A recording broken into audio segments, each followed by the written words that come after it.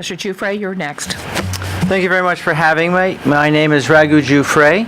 I represent Ragunomics. We've done 8 books providing simple solutions to all the major economic issues. Our next focus is going to be GMOs. For the simple reason that as a writer, we're always looking for the tagline, the punchline that summarizes what an issue is. With this one, the best that we could come up with is that GMOs are the Pandora box. It exists, and it's called GMO. Its master is Monsanto, and we as a world need to take action to step up against it for the simple reason that the basis of GMO is not to make our food more nutritious. Its primary 90% of its business is the killing business, disease, insects, fungi.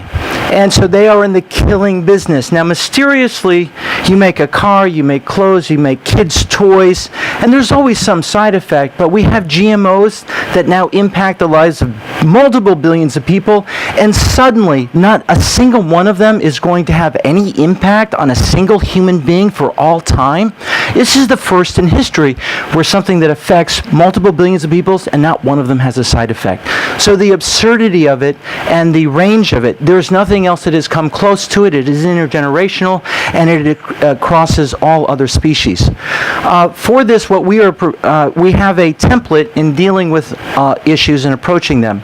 In this case, it is context, it is common ground, and it is the broadest reach. So the context is, for us, unique to the rest of the world, and that is that Hawaii is not a standalone little off the island, out of the way island. We are recasting Hawaii as the gateway between the U.S. and the 5 billion people of Asia. This should be the showcase of the best that the world has to offer and the best that America has to offer. And therefore, we were going to suggest something we were calling as the broad common cause between us and the GMO industry, Noah's Ark, where we have the heirloom seeds from the world and use that as the testing ground here in Hawaii, that there is one place that can be safe, unlike any other, to protect the heirloom seeds of the world. And we find that this would prove significantly greater appeal, dramatically add to tourism, agricultural tourism, for the people to come here and see what the seeds of their own countries and the rest of the world here. So we want to see if this is something that the council would consider, maybe even adding into this bill, to reach out to the GMOs and say, listen, we want you to do your research and testing here, but we want you to do with all the heirloom pieces that seeds that you are collecting from around the world, and let this be one place in the whole world where there is no GMO, Noah's Ark, where we can save the best of the world here. So the context is Hawaii is the gateway to 5 billion people for the U.S. The common cause with GMO is Noah's Ark, if that's a name that you would find fitting for your bill as a positive. And the broadest context for community is something along these lines. You consider it one day a month where we come together as a state, as a community, to celebrate the best of organic, the best of the world's non-GMO, and we then appeal not just to the local farmers and stores and vendors, but we go to knock on the doors of McDonald's and Walmart and say, what non-GMO foods do you have that you would like to share with us here in Hawaii? So these are the 4 things that we are presenting officially on record from Ragunomics. If there is something more that you feel that this can do to complement your bill and efforts, we are available at your discretion. Thank you for hearing us. Aloha. Ms. Prim, please go ahead. Ms. Push that? Thank you. Okay. Yeah. Thank you. I want to thank Margaret Wille very much for introducing this bill. I have heard some scientific testimony against this bill, and I guess in scientific jargon, I would be saying something that is anecdotal, meaning not in a laboratory. However, I was married to a man from India, so I have deep ties to India. And for thousands of years in India, they did very well without GMO. Monsanto introduced their GMO seeds and crop via the movie theaters. At that time, the Little Village people didn't have banks, so they went to a money lender to borrow the money to buy the seeds, which we're told would have a greater yield, and they would become part of the 21st century by being modern and giving up their old ways. This is not anecdotal. At this time, over 26,000 farmers have killed themselves because in India, if you owe money, the money lenders can come after your family and kill them. And the only way to clear your debt, if you can't pay back, is by killing yourself. So that's what they have done, number one. Number two, for centuries, they would use the seeds from this year's crop to plant next year's crop. The seeds were sterilized, so they would have to every year go and buy fertilizer and seeds from Monsanto. Number three, they would also use the fodder from their corn, etc., to feed their animals. And when they did that with the Monsanto plants, the animals died or were sterile. So it decimated their livestock. And in agricultural India, the value is how much you have, how many cows and oxen, etc. So it didn't work out in India very well. And to preface this whole thing, actually it's not prefaced now, I'm in the middle of it, but when I met with now Mayor Billy Keawe, before he was mayor, before the election, I asked him point blank, how do you feel about GMO? And what he said was, we have nowhere to go if it doesn't work out. So that's very true. We are an island. We don't have anywhere to go. And this island actually has been said that this island, from a sustainable agricultural master who came here a few years ago to give a seminar, this island itself specifically is the most sustainable place he had ever seen. So this idea of making the Big Island a Noah's Ark, no GMO, let's do the organic, which has worked very well for hundreds and thousands of years.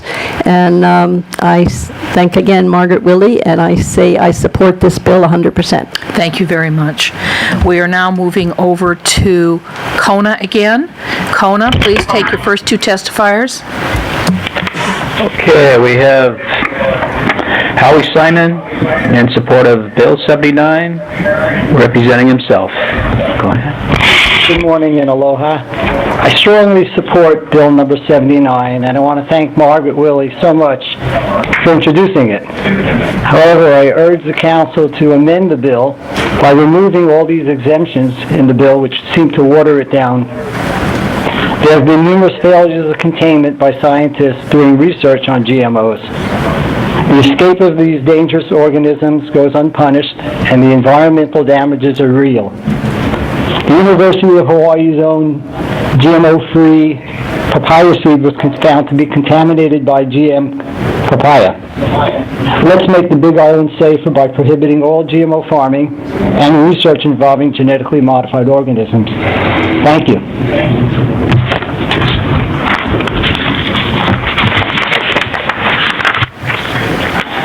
Okay, I have John Balloon, representing Church of the Organic Growers, in support of Bill 79. Go ahead. Yeah. If the health of this island, the people's health of this island was great, and everybody was really healthy and happy, and people weren't on drugs for their minds and for diabetes and heart and liver and all kinds of problems that we've seen increases in. If almost everyone I know my age is getting cancer or something like that, it would be ridiculous to be here. But obviously we've got some serious problems on this island. We've got health care costs going through the roof. And when the professor from UH comes on and tells us that there's been no evidence of any diseases Excuse me, and sir. she's totally healthy. Excuse me. What? The language has to remain very clean during these... I said professor. Okay, we heard something Oh, else. so Professor. Thank Oh, you I'm very sorry. much. I'm sorry. If you heard that, that's you. Yes, it is, But, sir. Thank you. No problem. And then the veterinarian shill who comes on and says that everybody, the animal health is dependent on GMO. There's numerous studies have shown that these GMOs are creating huge health problems in livestock and stuff like that. And I want to really focus on some specifics. Everybody out there should research beta-glucuronidase. This is a gene that they've inserted into our papayas over here that was really only meant to be active in a laboratory because it produces an enzyme, beta-glucuronidase, that destroys glucuronic acid. And when everybody out there eats papayas, they have a chance for this gene to horizontally gene transfer into our gut bacteria, and we can start producing beta-glucuronidase on a daily basis. Glucuronic acid is a major scavenger in our bodies for cancer. Anybody that's eaten a GMO papaya, any of your children that have eaten a GMO papaya have a chance that they're now producing beta-glucuronidase and taking away their first line against cancer. This might be why we're seeing increases in cancer on the Big Island. When we look at this technology, it is a 40-year-old technology that never recognized the real significance of the genetic material. They're just planting these crops haphazardly. The Roundup causes these crops to not be able to absorb minerals, so that the alfalfa and the corns and stuff have almost zero minerals. They're not nutritious. They're only making money for Monsanto. They are the potential to hurt the people on this island is huge. We have to amend this bill to ban all GMOs, because when you're living near a field with GMOs, these genes can horizontally gene transfer into the soil bacteria, and the soil bacteria in the dust can horizontally gene transfer these genes into our gut bacteria. The potential is huge that we are looking at a catastrophe over here. And the fact that so many people are against this on this island really is a testament to the intelligence of the people on this island and the desire for food sovereignty. There's absolutely no reason we can't be growing all our own food. There's absolutely no reason we can't be doing it without this huge amount of pesticides. This pesticide load is amazing. The use of pesticides on this island have increased the diseases suffered by people trying to grow crops. Every one of us is subsidizing our chemical farmers next door when we have to spend time taking care of all the fungus problems and other problems and soil problems and health problems that these people are causing. We have to understand what economic, agricultural externalities are, and we have to stop subsidizing these really deceitful people that are attempting to control our environment, our food, our people, our health, and our future. Thank you. Thank you very much, Kona. We're going to move on to Pahoa again. I would just like to say to all of the audience, be really careful what you say as far as anything that might be considered obnoxious or obscene. It actually does diminish your testimony's power. So let's go on to Pahoa. Next two testifiers. Thank you, ma'am. The first of our two for this round will be Mr. Gregory Todd Smith, representing himself, speaking in support of Bill 79. Aloha, Council. Thank you all, and thank you, of course, Margaret Wille, for bringing forth this really, really great legislation. We've heard many things about GMO, but the thing is that the proponents say that, oh, we're going to increase our food, we're going to increase, that is a total lie. This technology is near 40 years old.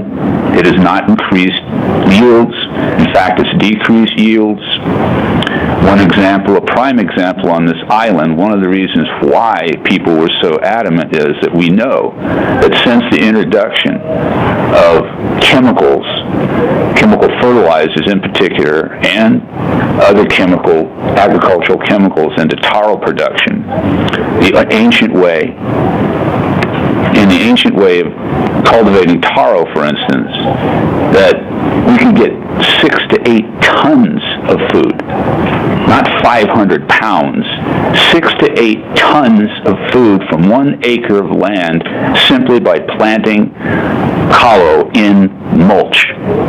This is significant because at this juncture, you can only get maybe 1,000 pounds of taro out of an acre of land using the chemicals.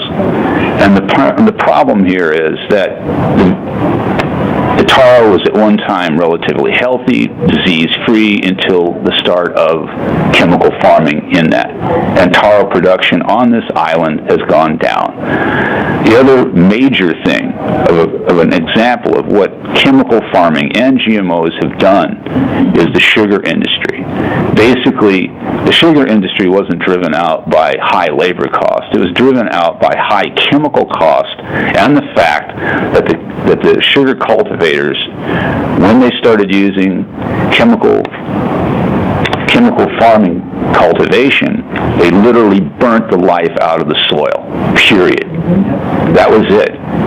They couldn't grow anymore at what they needed for production, and it was just too expensive. The green revolution, as it was called, is a bust. It's done for. GMO chemical farming is dead. It's just what we see now is a walking corpse supported by corporations.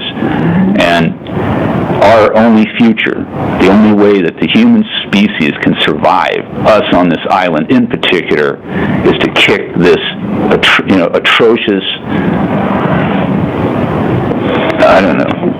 atrocious, cultivation practices out of our community, and do it now. Mahalo. Yes, sir. Our second testifier for this round is Mr. Wamerstrom, representing himself, speaking on bill number 79. Go for it.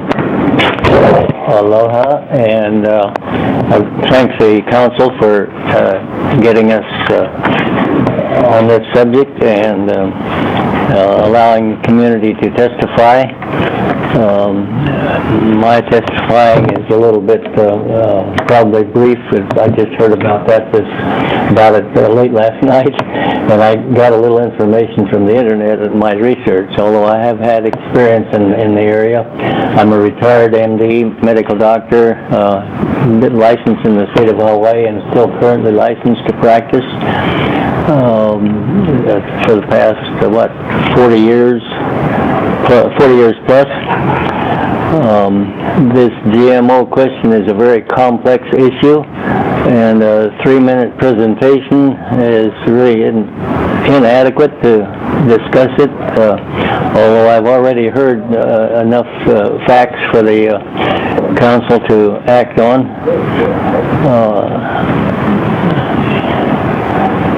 I think it's important to probably ask some worthwhile questions for the council.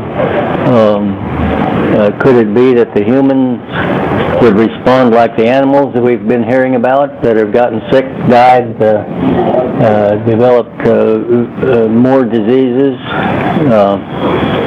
And is it possible that GMOs that have already been added to our foods is responsible for the great increase in the various cancers and diabetes, other diseases also? Autism, for example, in children is increased by hundreds of %.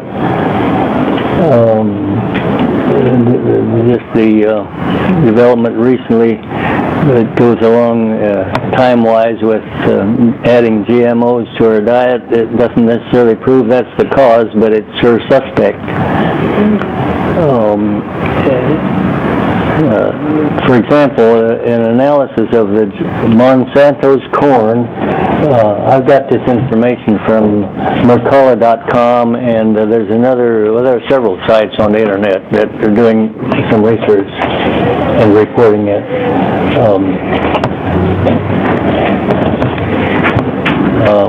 The calcium in the GMO corn from Monsanto was like 14 parts per million, and the non-GMO corn had 437% more calcium in it. Magnesium had 2 parts per million. The non-GMO corn had 113 parts per million, which is 56 times more nutrients. So it looks like my testimony. Thank you very much. Aloha. Thank you, sir. Thank you, Pahoa. We are now going up to Waimea. I'd like to introduce Eden Marie Peart. She's in support of Bill 79, and she represents herself. Aloha, my name is Eden, and I reside and have a small farm in Kapolena in Councilmember Poindexter's district. This is my first time to testify to this council, and we've waited a long time for a bill like this that brings up home rule and the precautionary principle. Like another testifier, I'm reminded of the experience in 2008 when we came together to ban GMO taro in coffee. I think this is what democracy looks like, and it's what it feels like. And I know that council members Jay and Fresh and Brenda were there and saw what it felt like when hundreds of people came out on both sides of our county and spoke from expert testimony and from heartfelt testimony, and the council passed unanimously the will of the people. And when you have a chance, I was wondering if among yourselves you could ask how that felt. Ask Fresh and Jay and Brenda how that felt in the hard work you do trying to represent the people, to have everybody standing with you on something that's for the common good that we can affect. We stood together, similar to what happened in Hawaii in the 40s when union members of the ILWU came forward and demanded a better quality of living for working people. They stood up to corporations, like we're doing today. It's people power, and it feels really good. It's for a feeling of aloha aina. I think that's what we're going to feel as this issue progresses. And it's what we need, and it's what Hawaii deserves, and it's what the world wants from Hawaii. It's a feeling of love and appreciation for the land that feeds us. Aloha kekahi, kekahi, loving each other. Malama, kekahi, kekahi, taking care of each other. And moving forward, moving forward for policy that's worthy of our land and her people. I would like to say I agree with the thoughts about an amendment for a papaya transition. We need to stand with those remaining people who are still farming papayas, even those that are struggling to make a living with GMO papaya. Maybe another bill rather than an amendment could be a transition prospect that would stand with our brothers and sisters from Japan who never wish to import a GMO product. Finally, I'm really thrilled that we have an organization coalescing around the island called GMO Free Hawai'i Island, and you can find it at a great new website, gmofreehawaiiisland.org. Mahalo. I'd like to introduce Leilani and William Widdle. They'd like to testify together. They are in support of Bill 79, and they represent themselves.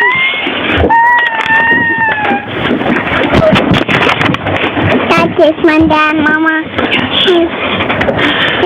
Aloha mai, kamokupuni o Hawai'i, ihau. Aloha, my name is Leilani Widdle, and this is my husband Keawe. We live in Waimea on the Big Island, and we have an organic farm up in Pu'ukapu. We are trying to support local seed banks and local farmers that are non-GMO. We support Bill 79 because Keawe did not make corn with insulin in it for a reason. GMOs are not the answer for global food security. 60 to 70% of processed foods on U.S. shelves have genetically modified ingredients, labeled GMOs, so we have a choice. Why be so sneaky? Once this mutant gene get out of the bag, there is no going back. Thank you.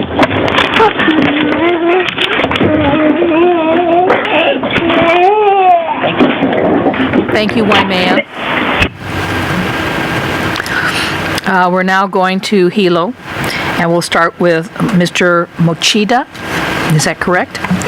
Yes, ma'am. Thank you. You have 3 minutes, sir. Chairman, Chairperson Ford, members of the committee. My name is Loren Mochida. I'm a member of the Hawaii Papaya Industry Association. And I submitted testimony earlier, and I will stand by my testimony. I would just like to make a few comments, if I may. We are very opposed to this bill. This bill is flawed. There are already established protocols, assessments, and safeguards for research, testing, and monitoring of GM products. It took the rainbow papaya over 10 years of research, testing, and safeguards before they could even do the field testing here in Hawaii. There are no state requirements because the federal government has already proven that the biotechnology is safe for the environment and human consumption. In the organic section, it states, the organic produces such contamination may result in loss of certification. I will give you a hypothetical example. It might be highly unlikely. However, if the organic flour is contaminated by the rainbow papaya pollen, it is still considered an organic certified papaya because it is the process in organic farming. It is still considered organic. Our legislators who write up these anti-GMO bills do not understand science. And in turn, they instill fear on others who do not understand science. Councilors, I'd like to ask you, how many of you have microwave ovens in your home? Microwave ovens. I'm sure all of you do. Back in the 50s and early 60s, the government said these microwave ovens are safe. People would not buy them. Fear, irradiation. I guess everyone now has a microwave oven in their home. Except those. Okay. By passing this bill, you're telling everyone that you not support the future of agriculture here on the Big Island. And I'd like to leave you another question to ponder. In Section 14, it states, it said, in quote, proof that all transgenic organisms are physically contained. Do we now farm in only greenhouses and warehouses on the Big Island? I thank you for the opportunity to testify against this. Thank you, Mr. Mochida. Mr. Watson. Aloha, Honorable Committee on Public Safety and Mass Transit. My name is Blake Mr. Watson. Yeah. You need to speak directly into that microphone. Sorry, I have a Thank quiet voice. Having read this bill, I see the importance of this legislation. The reason is many levels. On the other Hawaiian Islands, there are numerous farmland leases by Kamehameha Schools and Bishop Estate and other private and public landholders being given large chemical companies to farm their patented transgenic crops. As of 2007, there had been over 13,000 individual experimental field trials of these types of crops grown in the state of Hawaii. As of a couple of days ago, in an unusual move, the USDA, until further studies could be made, halted the approval of 2 new types of industrial GMO soybean and corn varieties created by Dow Chemical Company and Monsanto that are stacked with genes that are resistant to the very powerful chemical agent herbicides dicamba and 2,4-D. Guess where those studies have been taking place and will continue to take place? Hawaii.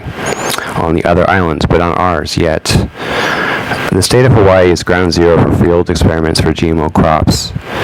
The very powerful and toxic herbicide dicamba has been proven to be prone to drifting beyond the farms intended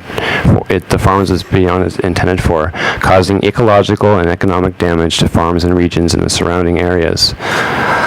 The also very powerful 2,4-D is half the recipe for the notorious herbicide Agent Orange.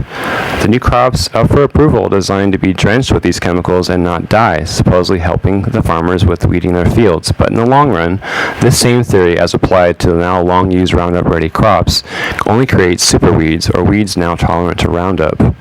So, this is why biotechnology companies want to switch to stronger chemical agents in their gene stacking. You might think that regulating and banning dangerous chemicals may already be thought of in the laws written in the state of Hawaii, and you would be partially correct in that assumption. Hawaii Pesticide Law, HRS 149A, as written, says any pesticide used in agriculture that has been proven to be harmful to the people or environment must be banned if either it's A, found in the groundwater, or B, already banned by the EPA.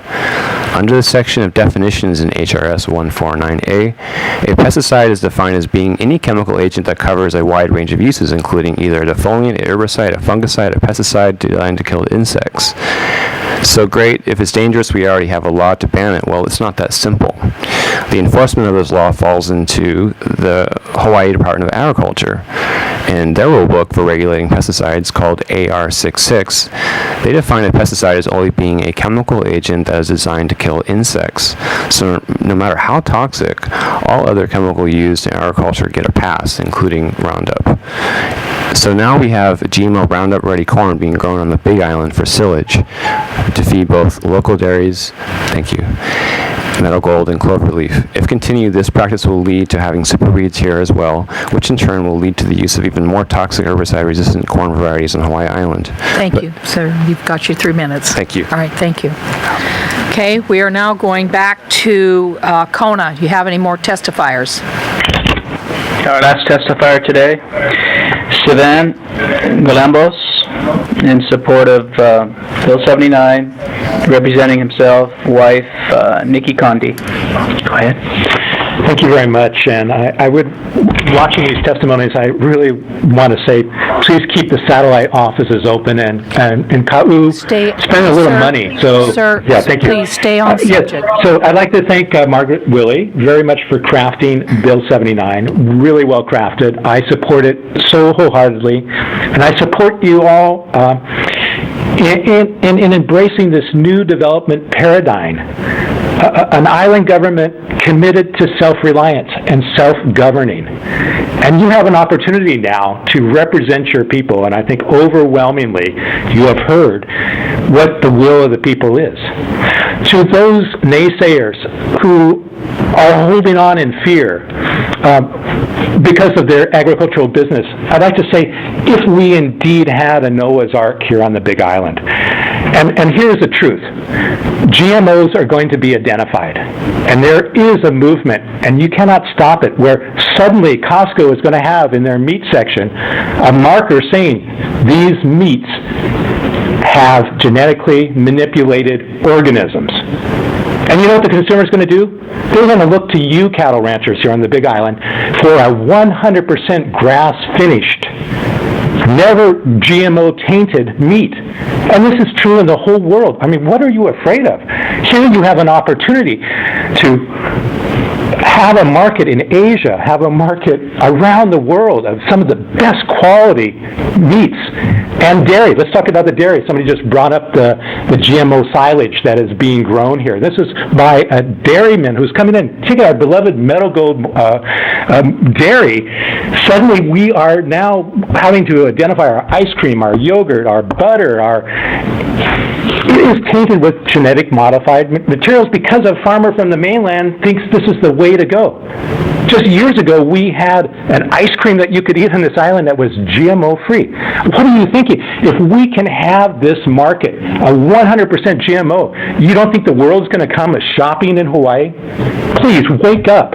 You have fear for no reason to have fear except you're buying a corporate model that says we're going to make money and profit off of individuals, no matter if it hurts them, no matter what the consequence, what it does to the INA. Please, Council, pass this bill. Wake up. And for you guys who are afraid, get on board. You can make some money here, folks. Thank you. Thank you very much, Kona. Let me know if you ever get any more testifiers. Okay, we're now going to Waimea. Please introduce your next testifier. I'd like to introduce Cynthia Waimegwan. She's in support of Bill 79, and she represents herself. Aloha. Thank you, Margaret Wille, for writing this bill. My name is Cynthia Waimegwan, and I am a bona fide agricultural producer. That means I report agricultural income each year as part of my income tax. I am deeply committed to the sustainability of our community, both locally and globally. As elected officials, you have a public trust to ensure the safety of our waters, our air, and certainly our food supply for future generations to the very best of your ability. I am adamantly opposed to GMO crops on the Big Island. The unknown effects of tampering with the DNA of plants has the potential for horrific harm. Safety needs to be proven. In multiple cross studies by researchers who have neither connection nor financial motivation to find in favor of GMOs. Again, safety needs to be proven, not disproven. There have been ample independent researching concerns raised that link GMOs to cancers, decreased fertility, and a host of other problems. Safety must be proven, not simply claimed by those who hold a vested interest. Today we're addressing whether or not we will ban future GMO crops on the Big Island. Personally, I don't think this goes far enough, but I applaud the first step in this direction. I'd like to see GMO crops banned entirely. Where GMO crops grow, they cross-pollinate and contaminate GMO-free crops. Wind drift is an undisputed factor. GMO-free crops are being contaminated throughout the nation at alarming rates, and the contamination cannot be undone. In the Pacific Northwest, the sugar beet industry has been decimated by this. Nationwide, corn seed has become almost universally contaminated. Of GMO crops have been found again and again through independent research. A second very related factor deals with biodiversity. Biodiversity has been a critical human factor in survival. The GMO industry is designed to decrease biodiversity, making farmers dependent on seed producers to purchase each year through the introduction of what is called the terminator gene. This means seed plants will not germinate. Think, please, about this. What possible benefits can there be to non-germinating seeds, except for the profit of those who own the seed companies? Please prohibit GMO crops on the Big Island. Thank you. I'd like to introduce Mariel Hampton. She's in support of Bill 79, and she's representing herself. Aloha. My name is Mariel Hampton. I live in O'Okala, and I co-coordinate Practical Agriculture for Hamakua, which is a program of classes promoting sustainable agriculture. I am left baffled by the justification for genetically modified crops when they violate the most basic fundamental principles of agriculture, biodiversity, and environment. Allowing GMO crops to be grown on this island permanently alters the genetic makeup of our plant life. We can never go back from that. Even if we ignore the possible health repercussions of using GMOs, for example, the fact that recent studies suggest Roundup may be causing birth defects, it seems clear that allowing GMO agriculture on this island is a blatant violation of farmer rights. Until recently, all agriculture was GMO-free. Why now should farmers be forced to give up their right to continue these age-old farming traditions? And why should I, as a consumer, be forced to give up my right to continue eating GMO-free food like all of my ancestors did? In Europe, Australia, and Japan, there are already strict regulations on GMOs and permitted contamination levels. Can we really assert that all of these advanced countries are wrong in their scientific findings? Are we really justified in saying that Europe doesn't understand science? Organic growers are threatened on multiple fronts by this technology, potentially destroying the possibility of growing any GMO-free crops and collapsing the lucrative organic market. Contamination is possible in the seed, through pollination, and during harvesting, transport, and processing. It also threatens the effectiveness of widespread organic sprays. Farmers could be responsible for testing their crops for genetic contamination, meaning greater costs and losses. Canada's Percy Schneider case indicates that in the future, if an organic farmer's crop is contaminated by a neighbor's GM pollen, he could be liable for paying the contaminating company, punished with the financial burden for his neighbor's planting decisions when he is simply continuing to practice proven traditional agriculture. On an island that imports the vast majority of its food, can we really justify further threatening our farmers' livelihood? We have the unique opportunity to transform the Big Island into a GMO-free haven that protects our environment and health and provides enormous economic potential. I hope that we will make decisions that future generations can be proud of. Mahalo. Thank you, Waimea. We are now going to Hilo again. Mr. Ha, would you please start? Thank you for the opportunity. I'm testifying against Bill 79. I don't think it gives all farmers a competitive advantage that will result in food security for too many people. I'm representing Hamakua Springs Country Farms. It is a 600-acre fee simple diversified ag farm. We have produced multi-million pounds of fruit and vegetables over 30 plus years. We have 70 workers who work with us. In our discussions, it's very uncomfortable because farmers are pitting one against the other. This is not good. We will need cooperation and the spirit of aloha in the uncertain future. We all need all farmers to help produce food for us in the future. And farmers have been losing ground, not gaining ground. You hear a study over the last 10 years said that agriculture as a percentage of GDP has been going down, and it's true. We all know that. Farmers are not making money. Many farmers are right now making plans to quit. They're having discussions with their family. We sell our land, get out.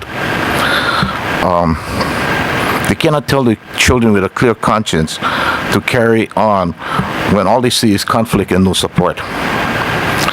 This is what I think that we can do practically to give us a competitive advantage, because this is no fool around. This is you gotta survive. You gotta be competitive on the world stage, or we're gonna be toast. Cheaper electricity can give us a competitive edge. The mainland uses oil for only 2% of its electricity. We use 70% oil for our electricity. That's why farmers have a hard time doing value added here on the Big Island. Any food manufactured on the mainland with electricity embedded will have a competitive edge over our farmers. 79% of the students at the Pohoa School Complex take advantage of the free and reduced school lunch program. You gotta have low income to qualify, and the Pohoa